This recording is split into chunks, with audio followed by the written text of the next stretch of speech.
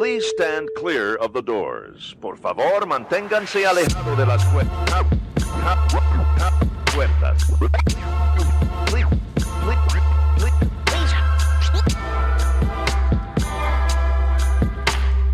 Please stand clear of the doors. Por favor, manténganse alejados. Because this here's the wildest ride in the wilderness. Hello, everyone. I'm Alicia. And I'm Nathan. Welcome to episode 43 of Adventures and Mousecapades. This week, we're talking about season 1 of Amazon's new epic series, The Lord of the Rings, The Rings of Power. Who is the Meteor Man or the Stranger? Is he Gandalf? Is he a blue wizard? Is he someone else? Call us on the studio line and share your theories. Meteor Man? Yeah. I mean, you haven't watched the show like I No, have. I haven't. It's a nickname. Anywho, clearly that's not what we're talking about Nope. today. We are actually talking about the 2022 return of Disney Vacation Club's Moonlight Magic. Nice. Yeah. So Moonlight Magic, if you don't know, is an exclusive event. It's reserved for Disney Vacation Club or DVC members only. Most attractions are open. This happens a few times a year at usually each of the parks, maybe not Magic Kingdom in Disney World. Most of the attractions are open. There's special character meet and greets with some rare characters too. Alicia and I went to one of these at, I think it was Hollywood Studios several years ago, and we saw Oswald, the lucky rabbit, who was Mickey Mouse's precursor, which is really, really cool. There's DJ dance parties. There's typically some special merch. There's free snacks and non-alcoholic drinks. And then usually some of the restaurants are open, though not all of them. Usually it's the more quick service stuff that's open. Yes, we've done this once before. That we have not gotten to this trip report yet. We will. Yes. It was, I think, 2018 was the last one we were at. Yeah. So for 2022, when were these events? So in 2022, again, they were gone for 2020 and 2021. Thank you, pandemic. There were several of them. At Epcot was March 17th and 31st. Hollywood Studios had a Moonlight Magic DVC member event for May 24th, June 16th, and July 18th. And then Animal Kingdom had an event July 26th and August 31st. They also had September 28th scheduled for an event, but that was canceled because of Hurricane Ian and all of the fun that rolled through the parks. They closed all of the parks for a couple days with that storm. So these typically run about 3 hours after park close, and you can get in a couple hours early. So you get 5 hours total in the park, which means you don't have to buy a park ticket to get in and kind of have a good chunk of time in the park, even though the event itself is only 3 hours. The 2023 dates have not been announced yet, but stay tuned if you are in the target market for these events to the Disney Vacation Club newsletters and their website, and they will announce that stuff probably in the next couple months. Now, attendance is limited, so the dates typically sell out very quickly. There is a page on the DVC website for sign up. And at least in 2022, the way they did it, they'd have a sign up day for, say, the two March dates in Epcot. And then they'd have another date for signups a couple months later for Hollywood Studios and then Animal Kingdom. So they're not all released at the same time. Nathan, Yes, ma'am. how much does all of this cost? It's free. Free. Asterisk, caveat. Yes. You have to be a Disney Vacation Club member, which means that you have spent probably tens of thousands of dollars with Disney to buy timeshare ownership with Disney Vacation Club. So instead of free, maybe we'll just call this prepaid. Prepaid. Yes. Yeah. And you do need to be eligible for membership perks. So several years ago, Disney started to draw deeper lines between points, DVC points that have been purchased directly from Disney versus those that are purchased on the we'll call it the third party Resale market. resale market. Yeah, I was going to say gray market or black market. That's not the case. No, they're very valid. Very valid way to get points. But more and more these days, if you don't buy your points directly from Disney, you're not going to get all of the perks and benefits that they avail to their direct DVC membership owners. And we are direct owners for, we have 2 contracts that we've purchased through DVC, and both of them were direct. Now, it's more expensive to go direct. It is. But that is a whole different topic. Yes. I think we've talked about DVC before in a previous episode. There's plenty of stuff that's out there on the interwebs. If you have questions about DVC, feel free to drop us a line, podcast at adventuresandmousecapades.com, or hit us on social media. Happy to have those conversations. But yeah, there's a lot of math and other options and things like that to go through when you're thinking about DVC membership.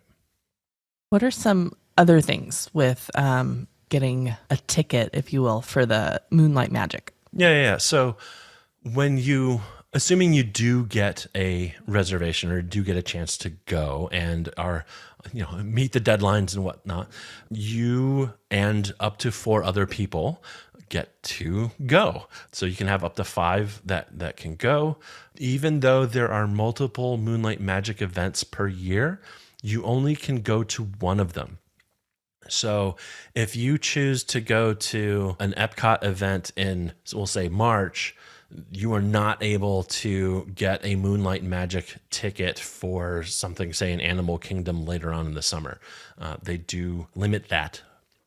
And then lastly, you don't have to have a DVC resort reservation for the day of the event.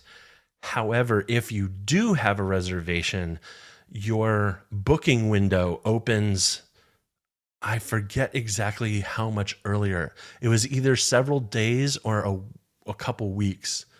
I probably should have written that down, and I didn't.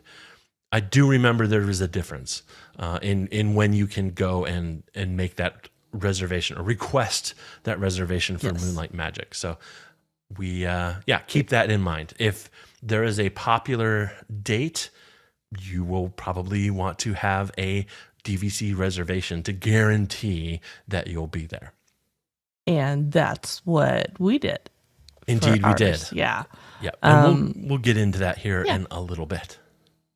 Like next? I guess, a little bit would be right now. Yes. And that's what we did. So our big family vacation, Our big summer blowout. Our big summer blowout. Yoo-hoo. Or hoo-hoo. Our big family vacation basically ended on August 30th. Sterling, Caitlin, and I flew home so they could go to school. Yeah, lame. And yes, Nathan stayed in Florida for a while because I was going back for a conference a couple of weeks later. And why come all the way back to Seattle? Right. I mean, really, I was just saving money. Yeah. Right. By not doing another round trip airfare. Exactly. So look at how much I saved by staying in Florida and going to another DVC event. And So Nathan got to do this. I just did a random one night stay reservation at, I just picked one, Saratoga Springs. Yep. For him. So yeah. What was available for the fewest amount of points? Yes. For a night. Et voila. Yeah. It was actually kind of nice. Neither of us had been to Saratoga Springs before. And I didn't, obviously, it was just spending the night. So I didn't have a ton of time to really explore. But I did take a look around and really kind of enjoyed it. I think it is a location that we could potentially enjoy a lot in the future. Yeah. It seemed really nice. The pool is absolutely huge there. High Rock Springs, the pool at High Rock Springs. And then it is Saratoga is built around, themed, we'll say, around horses.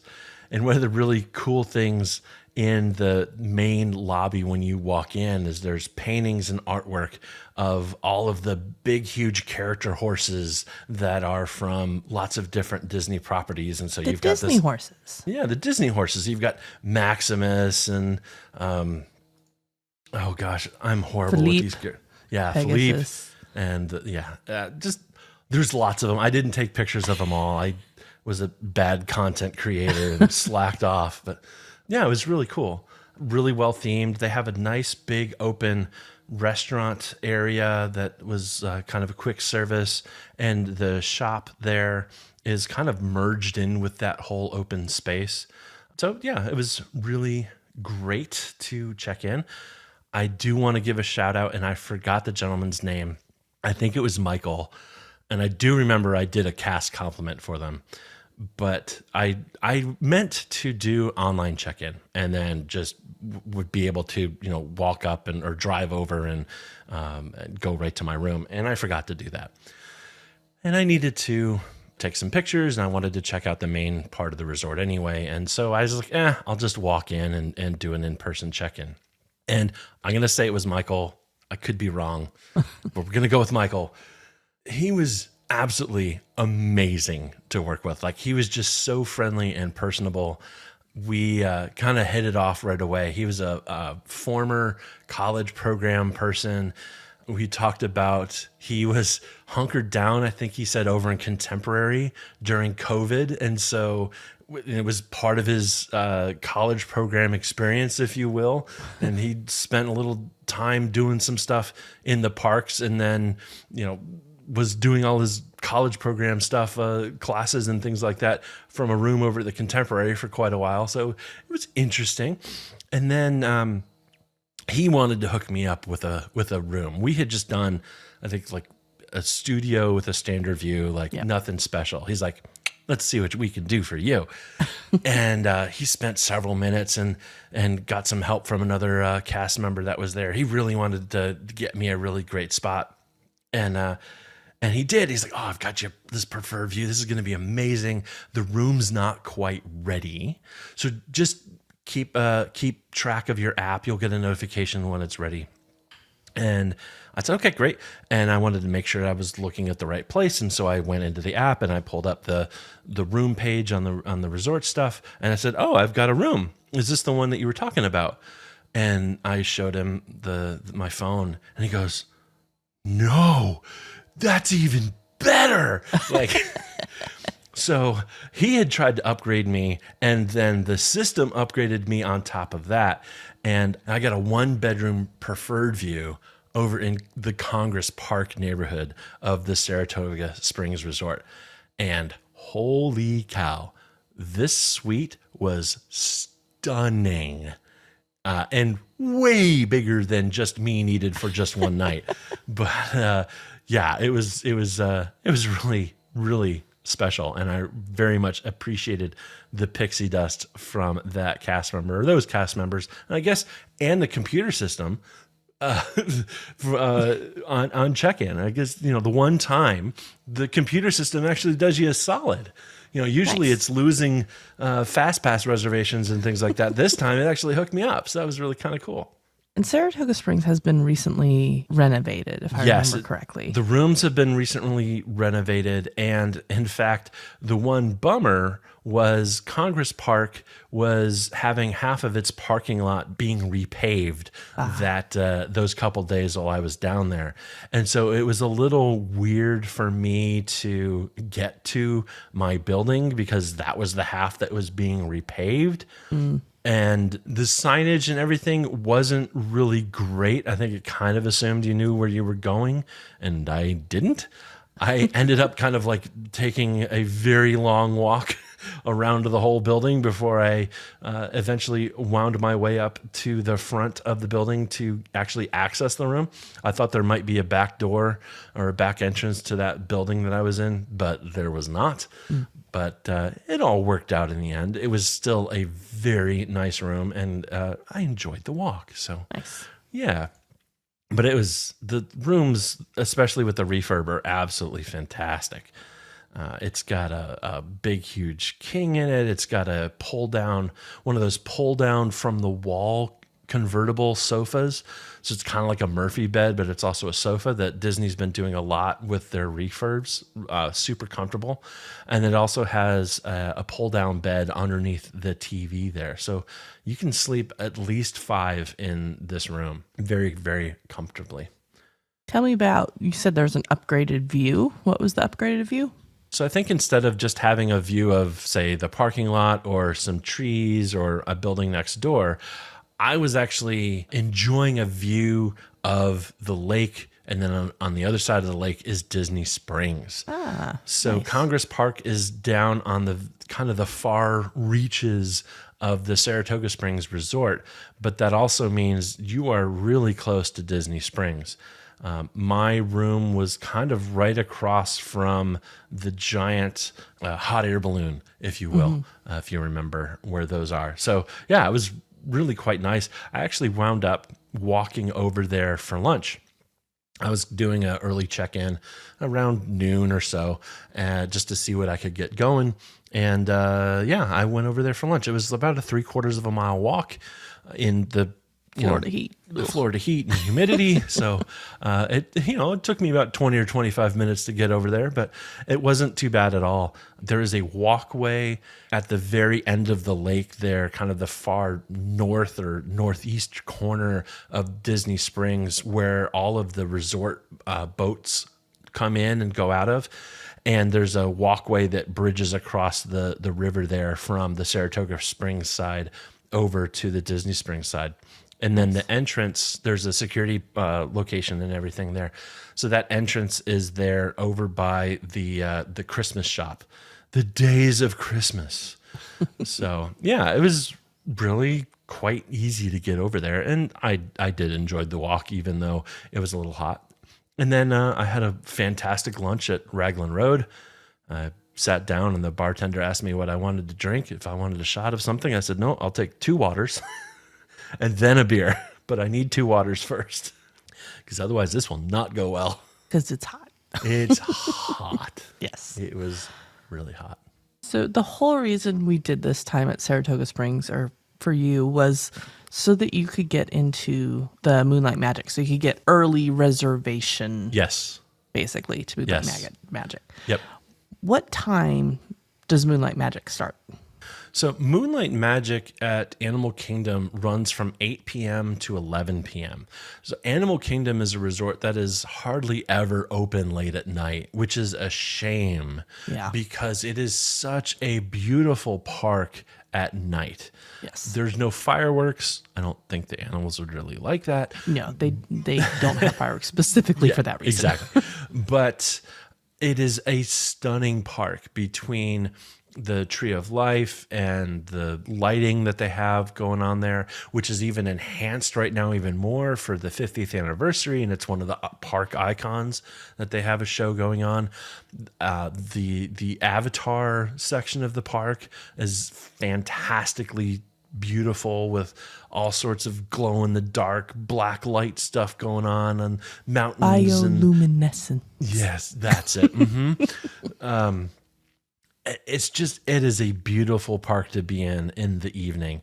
So yeah, this is a chance to do that, and for free / prepaid, depending on how you want to look at it. Now, the cool thing is even though the event runs from 8 to 11 p.m., the park actually opens at 6 p.m. So you do get in a little bit early. And that's what I did. I had initially done a reservation for 5 folks. Myself and our other 2 couple friends who live there in Florida. Unfortunately, Bill and Andrew were unable to be there on that evening. So it was just me and the girls, me and Rachel and Meredith, and we all met up there at 6 p.m. right as a thunderstorm was rolling through. It wasn't too bad though. We only got clipped by it only really, really rained for 45 seconds right as we got there. And it was actually kind of cool because it was late in the day, so they didn't have all of the security lines open, and they were letting people hang out underneath that security station, kind of under that big roof that they have. So we just kind of huddled over in a spot that didn't have an active security line and waited for the rain to pass. And as soon as Rachel and Mare showed up, we were good to go, and it had stopped raining. So yeah, it kind of drizzled on and off for the whole evening. But we didn't use our umbrellas. It just wasn't that bad. So we got in about 6. And then we had a plan we wanted to either go do safari, because it doesn't really feel like you've gone to Animal Kingdom without doing the Kilimanjaro safari. And I definitely wanted to hit Nomad Lounge. I am a sucker for the Nomad Lounge churros. Those are the best churros in Disney World, and they are the best churros in domestic Disney, and I will fight anybody who disagrees. Now, I've heard that those same churros may be at the, I think it's the one of the, like the key holder lounge that's over in California Adventure. Magic Key. Magic Key, thank you. But there's a key holder. There's a Magic Key holder special lounge that's over in California Adventure. The Trattoria something or other, the Vineyard restaurant. Anyhow, I've heard that those churros, these fancy boutique churros, exist there as well. But in Disney World, these are the best churros, and they were way better than cart churros at Disney World, and they're actually better than the cart churros at Disneyland too. So that was high on my list to do. And we were kind of looking at the wait times, and it was, by the time we got over there, it was about 6:20 or so. It was maybe a 20 or a 25 minute wait for Nomad, and I think it was a 15 to 20 minute wait for the safari. And Nomad Lounge is not open during the Moonlight Magic events. So we kind of made the executive decision to skip the safari. And I hope nobody's really upset with us for doing that. But we enjoyed our time and some churros and the bread service and a couple rounds. Well, we got 3 rounds of drinks at the Nomad Lounge. And we had a fantastic time sitting there and kind of planning our evening and figuring out what we wanted to do. One thing I do want to point out, not only do you want to get the churros at the Nomad Lounge, but you also want to get the Congaloosh beer. It is the Congaloosh Spiced Excursion Ale Draft Beer. It's an African-inspired deep amber ale. It's exclusive to Walt Disney World. It has sorghum and a special blend of spices, including cinnamon and cardamom. Holy cow, this stuff is amazing. You can only get it at the Nomad Lounge, at the Jungle Navigation Company Limited Skipper's Canteen, and at Jock Lindsay's Hangar Bar over in Disney Springs. So, and Jungle Navigation Co. Limited Skipper's Canteen is at Magic Kingdom. Yes. So one location, Nomad Lounge over in Animal Kingdom, one location in Magic Kingdom, and then Jock Lindsay's over at Disney Springs. And that's it. Those are the only 3 places in the world where you can get this beer. It is fantastic. There's a local beer that I love out here in Seattle called Mac and Jack's Brewing. It's an African amber. It's very similar to this, a very dark amber, full-bodied, robust, just tastes amazing. The Congaloosh takes that, adds some spices into it. It's just, it's so good.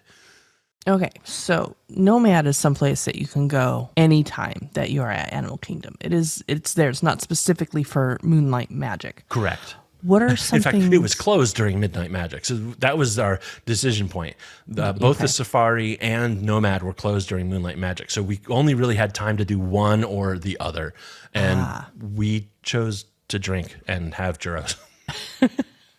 What are some of the things that you had to choose from? Like what's available for Moonlight Magic? Sure. So when you walk in, you get they check your DVC membership and make sure that you had the reservation and all the rest of that good stuff. You get a wristband so you don't get kicked out of the park. And you get a sheet of tickets and you get a little pamphlet that says what's available during the event. So the tickets that you get 3 snacks. One of them is for a popcorn bucket. So they have a special DVC member Moonlight Magic popcorn bucket. And then you could do 2 other snacks, or you could do 3 snacks and not worry about the popcorn bucket. Then there are 2 tickets for carnival games that are over at the Fossil Fun games over in Dineland, USA.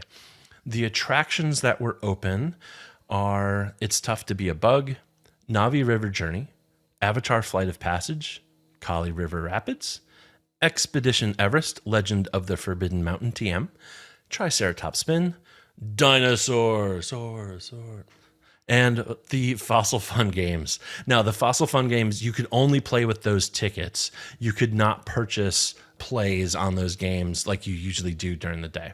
So you had to have those tickets, and you only had 2. I think it was really their way of making sure that those games and things were available for more people as the night went on. Other things that are available during the event, the merch shop over at Chester and Hester's, Dinosaur Treasures, is open. There are character experiences. They're timed kind of intermittently between 8 and 10:30.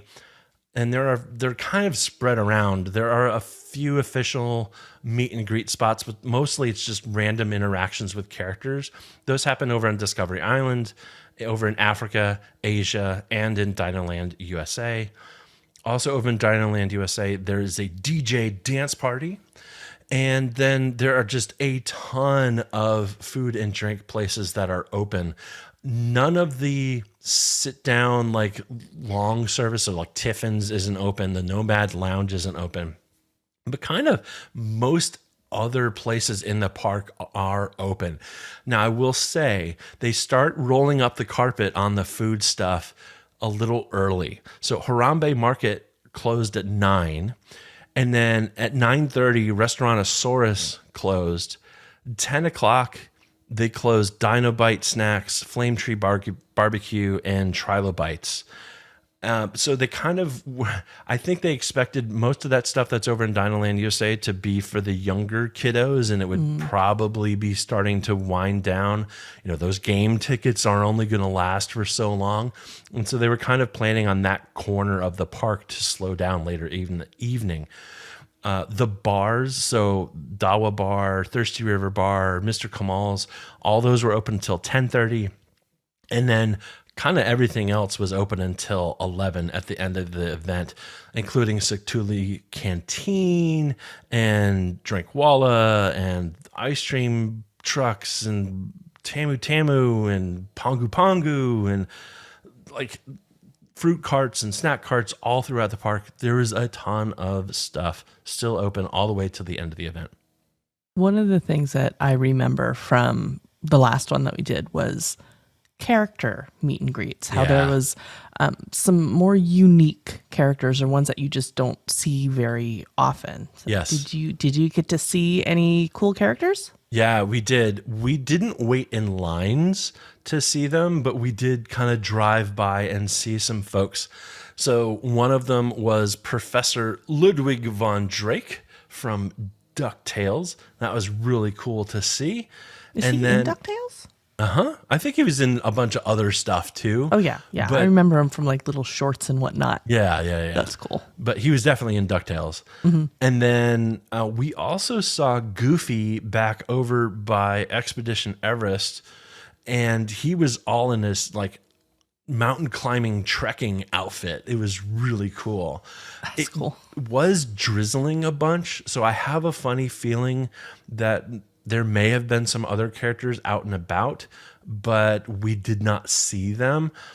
Goofy was out for a little bit, and then I was walking by. I took a couple quick pictures, and he was supposed to be out like every 15 minutes or so, and I was on my way to the restroom, so I figured, I'll get him on the way back, and he never showed up again. So characters were out, but I'm sure we missed some. We did have an amazing interaction with Chip and Dale over in Dinoland USA, and of course, because it's Animal Kingdom, they had their dinosaur outfits on, and it was so fun. Especially Dale was just hamming it up with us, was taking all sorts of selfies with us. At one point, I turned around and I didn't realize that he was there, and he just launched and gave me this big gigantic hug. Like, it was so cool. Like, I got a little emotional with that. Like, there's just something about getting character hugs, especially after them being gone for so long. Yes. Having those interactions is so cool. We had such fun with Dale hanging out over there. It was really, really cool. Were there any other that you saw but didn't get to take pictures with? Not that I noticed. Okay. I tried to take a picture of everything that we saw. Like, if there was a character, I tried to take a picture of it. Rachel and Meredith had been, this is a weeknight. They had been working all day. I think it was a Wednesday night. I had been walking all day and up doing stuff, and we just all agreed that this was going to be a slow lap around Animal Kingdom, and we had an absolute blast and had a ton of fun and got some snacks and just enjoyed each other's company. We did ride Expedition Everest. Rachel went over and rode Avatar Flight of Passage. So we got some fun stuff in, but it was really just walking around the park, hanging out, enjoying the sights. Like I was saying earlier, that park is stunningly beautiful at night. We took a bunch of pictures of like the river from one of the bridges, of the Tree of Life all lit up. Like it was absolutely stunning. Yeah, we just had so much fun.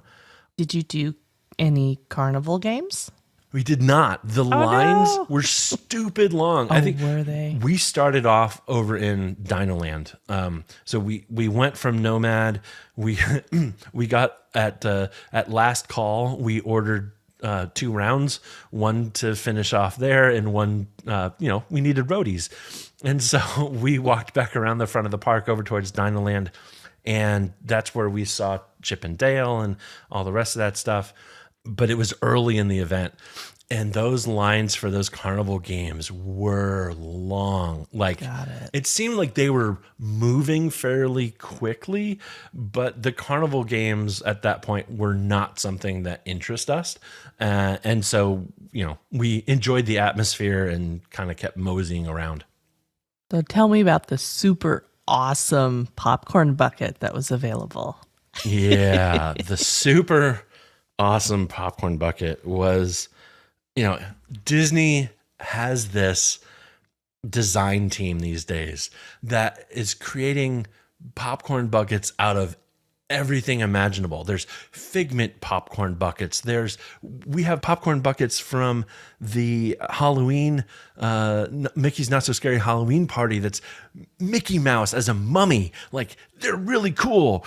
This was the most plain, generic, round popcorn bucket you can imagine.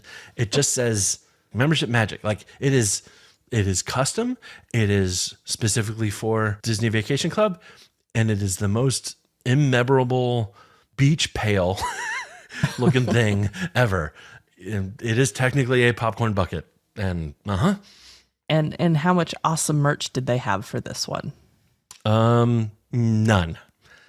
I didn't get a pin because they didn't have one this year. No. That is something they have always had. That's why I said earlier. That's why I said they typically have merch. Yeah, there was no merch this year. No merch. They've had a hard time with merch, given global supply chains and all the rest of that stuff. So I'm hopeful that we'll start to see some of those come back as the calendar progresses later through this year, through 2023 and beyond, that they'll be able to do some more of these custom events. Alicia and I have noticed that a lot of things they're doing more generic pins so they could use them for more years. So we're used to seeing a Not So Scary pin or something like that that has a year on it. Now they're just generic, so they can use the same ones year after year. I think that's a little bit of supply chain. I think that's a little bit of penny pitching. We'll see how that all progresses. But there was not a specific merch item for Membership Magic this year. So, on that one. Is there anything else about Moonlight Magic that you want to share? I think it's worth it. Like, it's a good cost. If you're in the area, it's free. Well, prepaid. We've been over that, right? Yes. And that's kind of like why we weren't really upset about not doing a ton of rides. We could have. The lines weren't very long. I think we wanted to do Dinosaur, and I think that either had a really long line or that may have been down. I don't remember which, but we didn't get onto Dinosaur. But everything else was really almost kind of walk on. Expedition Everest was maybe a 3-minute wait. Like, it didn't take long at all to get on any of this stuff. Avatar Flight of Passage, I think Rachel waited for like 10-15 minutes. Like, she walked on through all that stuff. It didn't take very long at all. And, if you go in there of, hey, we're just going to have fun. We're just going to have a good time and see whatever happens and get surprised. And if worst comes to worst, we're just going to enjoy an amazing evening, just hanging out and in the park and having fun and enjoying whoever you're there with. It is totally worth it. If you are going because you have a completionist streak and you need to get the specific piece of merch that proves that you were there, or have to wait for a very specific character and that gets ruined because it's raining and the characters can't, that character can't come out to wherever they're supposed to be.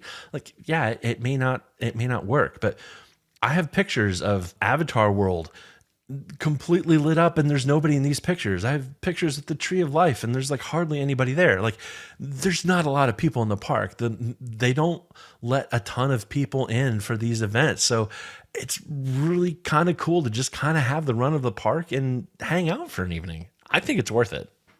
I love that you call it Avatar World. Well, I mean, it's Pandora, my dear. Sure. Look, it's Fern Gully in space. It is, yes. I'm not a fan of that franchise, so. But it is certainly pretty in the parks. It is pretty in the yes, I will give the artists and Imagineers credit for what they have created. It is a visually stunning work of architecture and art. It is really cool to watch. Yeah. Thank you so much for going. I'm glad we were able to secure a spot. Yeah. Thanks for enabling me to have a spot, and a big, huge shout out to Rachel and Mare for hanging out with me and having a few rounds of drinks at Nomad and a few rounds of drinks elsewhere in the park. And we just had a fantastic evening. I mean, we stayed, till the end. I think we left around, 11:15 or something like that as we were walking out. So we stayed a good long time, but we had a fantastic evening for sure. Well, hopefully we will be able to take advantage of Moonlight Magic another time. It's been the two that we've gone to just happened to coincide with our vacations, which is awesome. Right. And they do offer these a couple of times a year, actually more than a couple of times a year at various parks. They haven't announced the 2023 dates yet. I looked earlier and they're not out, but they will. I would say a DVC member Moonlight Magic event is not enough to get you to fly across the country or to really fly in for the event. Yeah. If you live or have the means to do a quick midweek trip, or you can drive over for a couple nights, or you live in the Orlando area and happen to be a DVC owner, totally, like, no brainer. If you happen to be there and one is happening during your trip, do it. Like, without a doubt, without a hesitation, absolutely just go do it.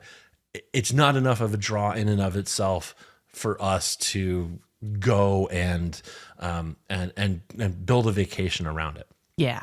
And just based on our vacations for next year, I don't think any of them are going to line up because we're due in March and we're due in December. Yeah. Maybe there'll be a date in March. Maybe. We are doing an after hours event in March, which is a separately ticketed event. This is not a DVC type thing. Right. But yeah. And so the likelihood, if they're doing one after hours event, the likelihood of them having a different DVC after hours event at the same window is probably really low. Yeah. So, I mean, if it happens and it lines up, fantastic, we'll go. Yep. If not, it's okay. It's all right. Yep. Yeah. Well, we are not affiliated with Disney and we are not travel agents. We can offer you our opinions and suggestions, but we do recommend working with a travel agent to plan your perfect vacation. If you have any questions or suggestions, shoot us an email at podcast@adventuresandmousecapades.com. Also, give us a follow over on social media. We're at Our Mousecapades. And lastly, please give us a rating and review in the Apple Podcast app or wherever else you find us. It really helps get the word out. Thanks, everybody, for listening. We'll talk to you next week. Thank you for flying Star Tours. Bye-bye.